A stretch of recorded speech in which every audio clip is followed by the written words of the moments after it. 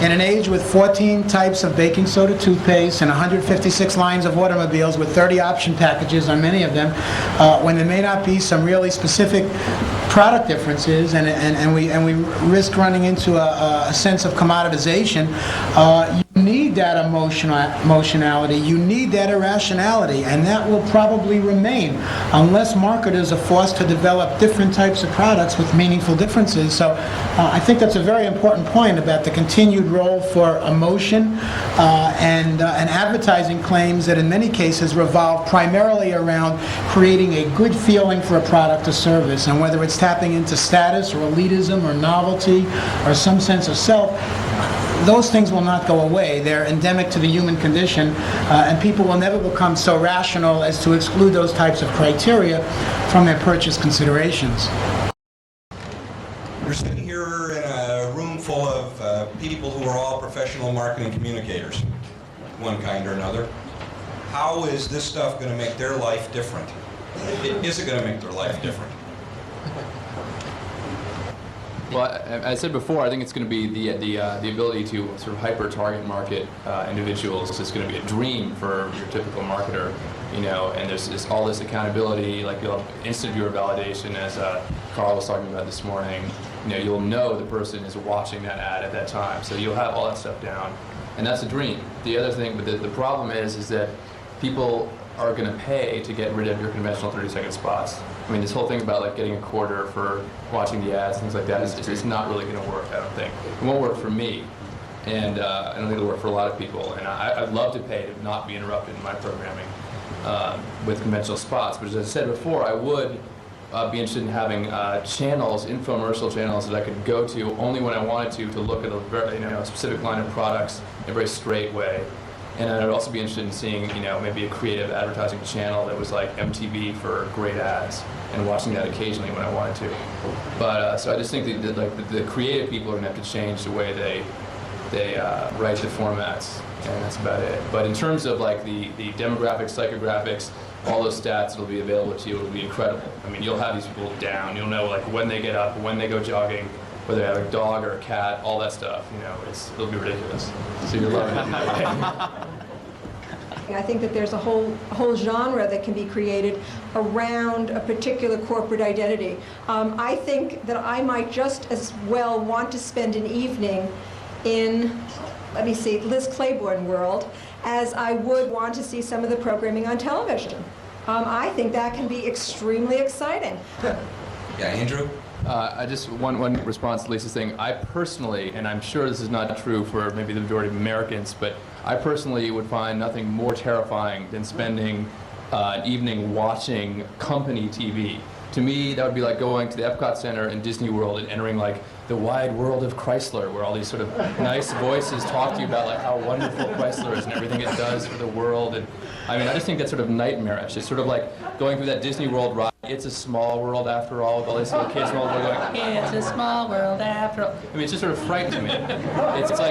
It's like everything that might be slightly scary about the Japanese notion of like the extreme patriotism that goes into working or being part of a company, where you sing a company hymn in the morning and stuff like that. Yes, that may be great for productivity, but to me that's a little dehumanizing and a little too blurry. I mean, it's blurring the lines between religion and capitalism, religion and company patriotism too much for my taste. I would never watch something like that. When I said that I want something like the infomercial for if I'm looking for a car, I want minimum BS from that guy. I want the guy to be in a suit or like a mechanic's uniform. I want him to be walking through the product. I want the stats all up there. I want the consumer reports.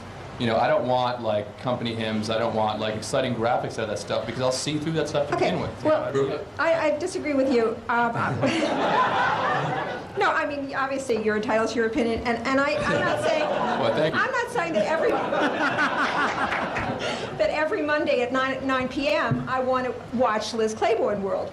But what I am saying is that I think that I might be wanting to have, or willing to have, or open to have a different relationship with a supplier than I've had before. In fact, I might come to expect a different relationship with that supplier. I might want to feel that they related to me more than the simple print ad that I've been used to seeing, or even, a simple TV commercial. I take more issue with the sort of the corporate image world, like the Disney world of Liz Claiborne, with lots of like symbols, icons, schmoozing, company hymns, etc. Lots of image stuff. And I never said company hymns. Okay. That's just sort of a nightmarish extrapolation from what I imagine. You're not too far-fetched, though. Actually, wait a second. When you think about it, excuse me, but I'm not the generation that walks around with somebody's label on my breast, Nor I. My kids, Can't pin that on more me. your age, are the ones who insist upon having somebody on their rear end, somebody up here.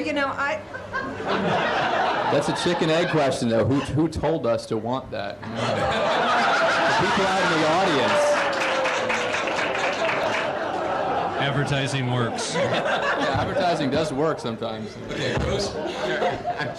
What I'm asking is, what are we thinking about freedom of the press, freedom of speech, and access to these new high-speed communication systems through these proprietary channels?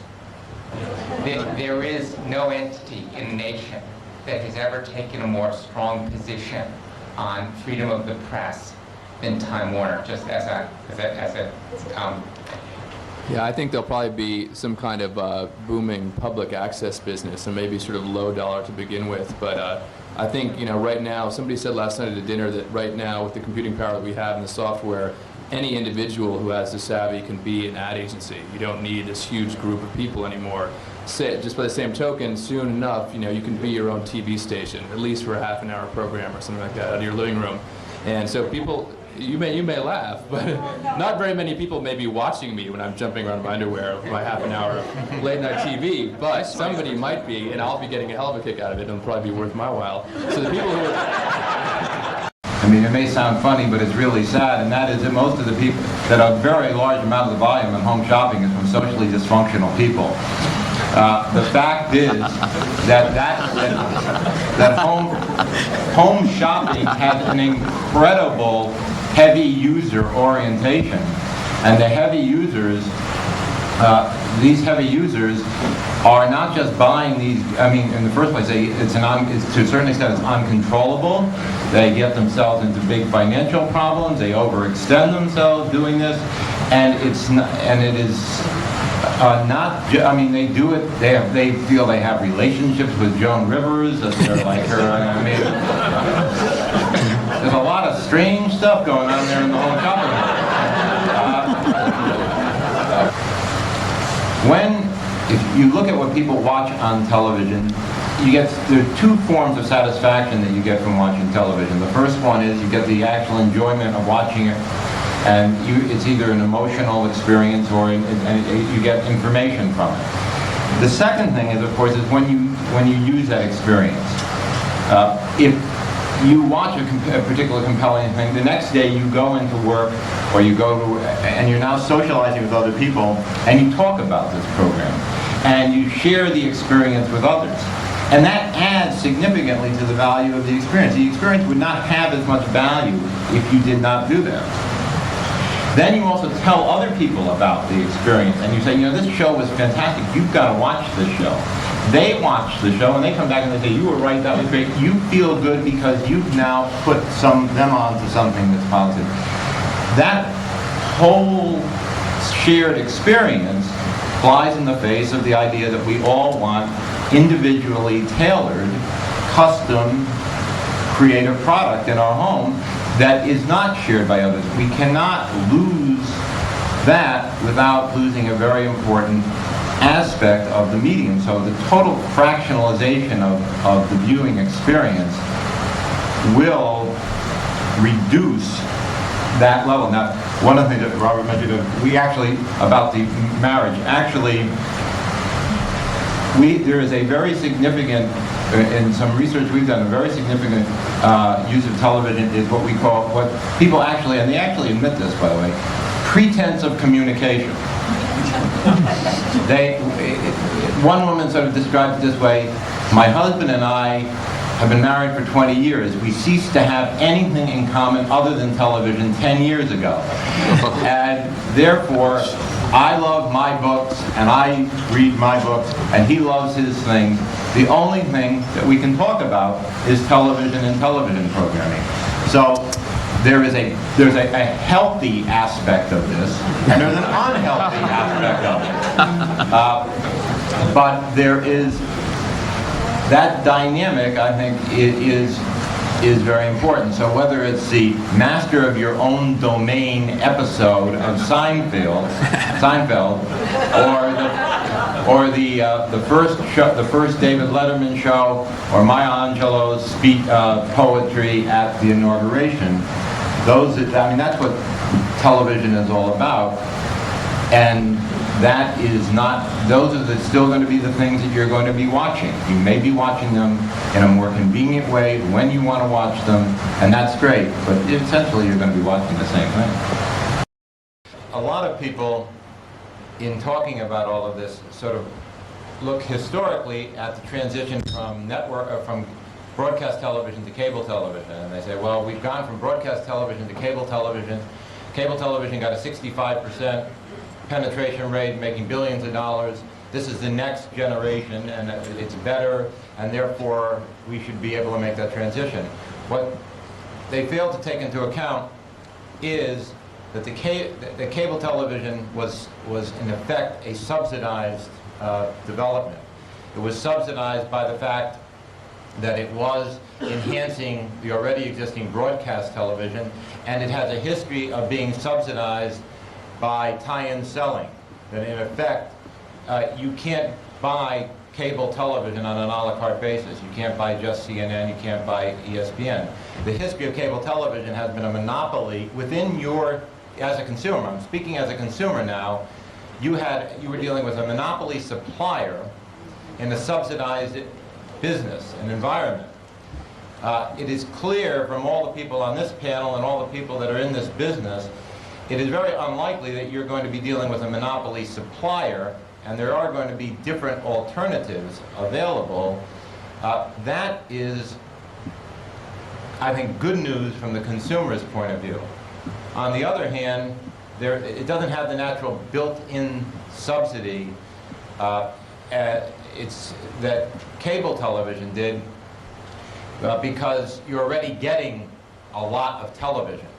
I don't think you're going to buy this to get more television. You're going to buy it to play video games on an interactive basis. You're going to buy it for the home shopping types of things and all the new things it can bring. The winners are going to win big, but I think there are going to be some significant losers in that regard as well, because this is not going to be as protected a development process as the cable television industry has. Any guesses? As to who's going to win and who's going to lose? Yes. I mean, I can't bet against the telephone companies. I mean, I feel that they have a tremendous advantage in this regard. But I guess the real answer is you're going to see all kinds of alliances, and gradually people are going to be bringing it together, and the weaker will give in to the stronger, and it'll get down to a few major players. One thing that is going to change pretty dramatically as a result of this is audience measurement. What you're going to have is you're going to have now millions of people who are on interactive television. For those millions of people, we're going to know what they're watching all the time. That's part of the interactive setup. So the whole nature of television audience measurement is going to change, because we're going to have this data bank of millions of people whose viewing we're going to know about. When you talk about choice, there's a number of issues here, because Karl Marx had a term called fetishism of the commodities. And those of you who remember back to your political science and college days may recall that the concept behind fetishism of the commodities is that at some point in time under a capitalist society, probably think this is a strange thing for someone from Yankelovich to be saying, the choices are going to become very superficial and very meaningless. Nevertheless, under some sense of ideological indoctrination, consumers were going to be led to believe that these were very meaningful choices, and we're going to spend a lot of time preoccupying and selecting among the choices. Building off a point that David made about the lack of talent and the lack of creativity, I would submit to you that if you take a look at the range and variation of most products and the range and variation of most media, 95% of those differences are within 1.5 to 2 standard deviations. There is not the true type of choice out there and differences And I don't think we have a right to assign the virtue to choice based on the state of marketing and based on the state of media. Perhaps interactive media will create the true opportunity for those choices to arise. And maybe this is more of a philosophical point than a marketing point, but as I keep on hearing people talk about choice, you have to step back and say, well, what types of choices are we really talking about? Does the state of the free world hinge on these choices? And what are the real practical consequences of negotiating these choices in the context of consumers' lives and in the context of consumer satisfaction? The notion of personalization is not a lot of work that you've got to go and do, because just by using the system over time, it knows who you are, and it delivers personalized information to you. In the perfect world here, there won't be any junk mail. We will only send you what you're interested in. And I think this is doable, certainly in our lifetimes, and we'll make a lot of progress on that in the next few years. We're making progress on it even as we speak. There's going to be a lot of tests in '94. People are going to move quickly, I think, and the country took 25 years to get to about 75% or 70% cable saturation. I think that you're going to see in the next 5 to 7 years that most of that cabled or the wired country is going to have some semblance of what you saw today in the Time Warner demonstration. Just an interesting notion in terms of the psychographic. I think David had mentioned that there's more money spent on home video than in the movie theaters. It's about $5 billion is spent on out-of-the-home movie theater tickets. Most people don't realize that $7 billion is spent in arcades, which is the highest form of interactive entertainment in the United States, quarter by quarter in the United States. There's 20 million Sega Nintendo machines out there, and a coming generation of people who have very different belief systems. They haven't yet become cyber cynicistic skeptics like... Have you? Is that what you grow up to be if you grow up on that? I'm open. Oh, okay. But there's a whole different mindset. If you go to the Consumer Electronics Show and hang out in the Sega Nintendo section, you will think that those companies hired 500 or 1,000 kids to come play their games, and they're there because they love it. So it's a very different way of thinking that's evolving. I just would like to echo that an important aspect of this is if you look at the media habits of the generations that are coming up into their and approaching their beginning peak buying purchases, the kinds of people that marketers will want to reach in the next 5 to 10 years.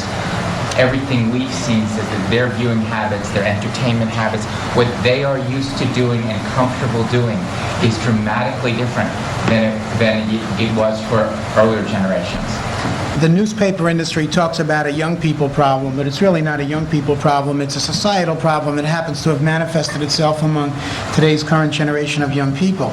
74% of all households with children 6 to 17 have video games. That's phenomenally high, just a few points less than VCRs.